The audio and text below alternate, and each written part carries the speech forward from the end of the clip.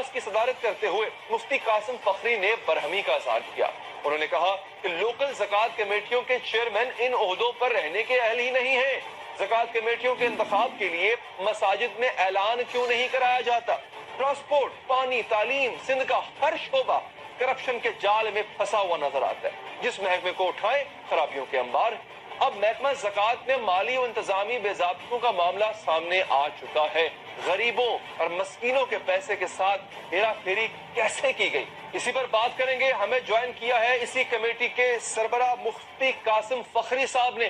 مفتی صاحب شکریہ سر آپ کے وقت کا۔ مجھے یہ بتائیے گا کہ یہ کیا کس طرح گیا، کیا میکنزم تھا اور کس طرح سے اتنے عرصے تک یہ سب کچھ چلتا رہا، کسی نے نوٹس نہیں کیا؟ بسم اللہ الرحمن الرحیم۔ جی بات یہ ہے کہ یہ جو زکوٰۃ کے مستحقین ہیں ان تک زکوٰۃ نہیں پہنچا، اس کی ایک وجہ یہ ہے کہ جو لوکل باڈی کا جو چیئرمین ہے وہ چیئرمین اس بات کا اہل نہیں ہے کہ وہ کسی کا تعین کرے، کیونکہ ان کو شرعی مسائل سے آگاہی نہیں ہے، وہ شرعی مسائل کو نہیں جانتے ہیں، وہ اس بات سے باخبر نہیں ہے کہ زکوٰۃ کا مستحق کون ہے۔ تو جب جس کو اس بات کا علم ہی نہ ہو کہ زکوٰۃ کا مستحق کون ہے تو وہ مستحقین تک زکوٰۃ کو کیسے پہنچائے گا؟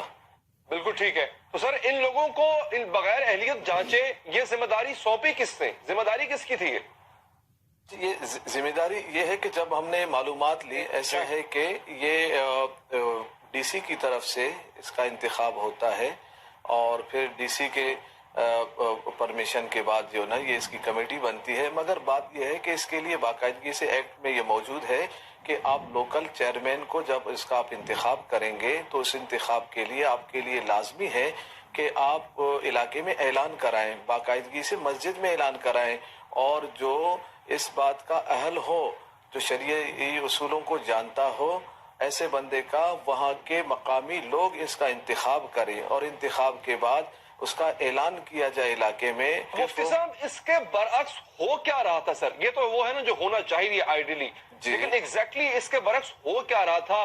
نااہل لوگ تھے، وہ کن لوگوں میں زکوٰۃ بانٹا کرتے تھے؟ کیا یہ من پسند لوگ تھے، کوئی سیاسی لوگ تھے، کون تھے یہ لوگ؟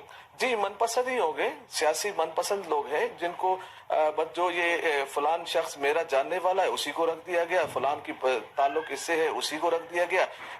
اس بات کا لحاظ نہیں رکھا گیا کہ ان کو شرعی اصولوں سے واقف ہیں یا نہیں ہے، بلکہ اپنے طور پر من پسند لوگوں کو کا انتخاب کیا گیا اور اس کا علم بھی کسی کو نہیں رہا۔ یہاں تک کہ میرے حلقے میں جس حلقے سے وہ مجھے اس بات کا علم نہیں رہا کہ کب انہوں نے زکوٰۃ چیئرمینوں کا انتخاب کیا ہے۔ جب میں نمائندہ ہوں میرے علم میں نہیں رہا کہ چیئرمین کا انتخاب کب ہوا ہے، تو آپ پھر بتائیے گا اس کے علاوہ عوام میں کس کے علم میں یہ بات ہوگی کہ ہمارے علاقے میں کون چیئرمین منتخب ہوا؟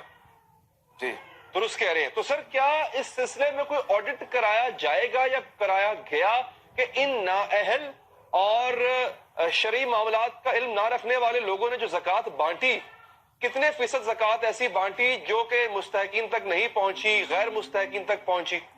جی اس کے بارے میں تو مجھے اتنا علم نہیں ہے کہ کتنی زکوٰۃ کی رقم کس تک کہاں تک پہنچی کہاں تک نہیں پہنچی، مگر ہمارے علم میں اتنی بات ضرور ہے کہ وہ شرعی اصولوں سے واقف نہیں ہے۔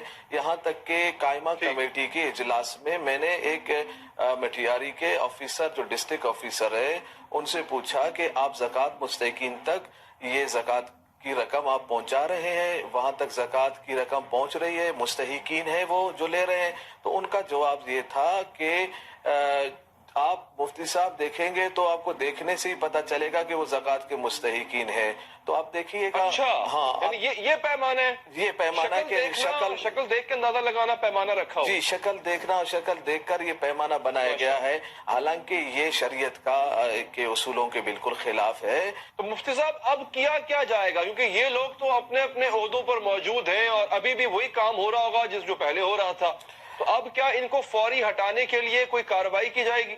جی ہم نے قائمہ کمیٹی میں یہ بات ڈال دی ہے سیکرٹری کو کہ جو اہل نہیں ہیں آپ ان کو ہٹا دیں اور نئے جو اہلیت کے حامل لوگ ہیں جن میں اہلیت ہے ان کا آپ انتخاب کریں۔ تو قبلہ ان کی اہلیت کا فیصلہ کرنے والے بھی وہی لوگ ہوں گے جنہوں نے پہلے ان کو ان مناصب پہ پہنچایا، تو اب کی بات طریقہ کار یا فریم ورک کوئی مختلف رکھا جائے گا ان के इंटरव्यूज होंगे, कौन लेगा इंटरव्यूज अगर होंगे तो? यकीनन ये फिर सेक्रेटरी का और सिंध कौंसल का ये काम होगा कि वो इसके लिए कोई तरतीब दे, करें इसको कि जो अहलियत रखते हैं वो आ जाए। बिल्कुल ठीक है। और सर, आप क्या ऑडिट भी तजवीज करते हैं? क्योंकि अगर ऐसा हुआ है, मनपसंद अफराद तक ज़कात पहुंचाई गई है, मुस्तहकीन तक नहीं पहुंचाई गई, तो इस बात का भी खदशा है कि एम्बेजलमेंट हुई है, करप्शन हुई है, बहुत बड़े पैमाने पे गबन हुआ है। ज़कात की रकम मजमूई तौर पे देखा जाए तो कोई छोटी रकम नहीं हुआ करती है। पाकिस्तान के लोग इस चीज में बहुत आगे हैं, तो इस पे कोई ऑडिट भी करवाया जाएगा?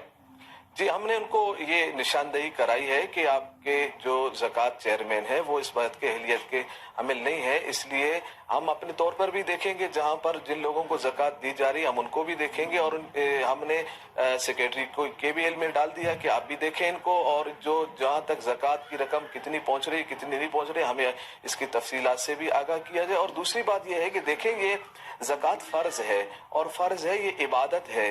अब देखें, नमाज फर्ज है, नमाज आप पर भी फर्ज है, हम पर भी, सब पर फर्ज है, तो वो हम अपना फरीजा हम खुद अदा करते हैं, जितने भी हमारे फराइज हैं हम उनको खुद अदा करते हैं, उसके जिम्मेदार भी, यानी नमाज में कोई कमी बेशी हो तो हम खुद जिम्मेदार हैं, हम रोजा रखते हैं तो हमारे रोजे में कमी बेशी है तो हम खुद जिम्मेदार हैं।